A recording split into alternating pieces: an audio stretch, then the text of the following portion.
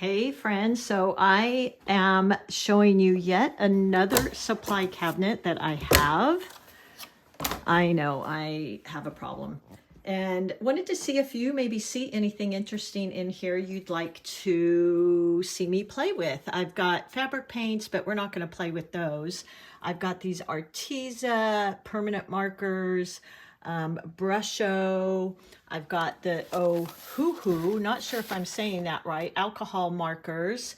I've got some alcohol inks, not sure if I want to get into those.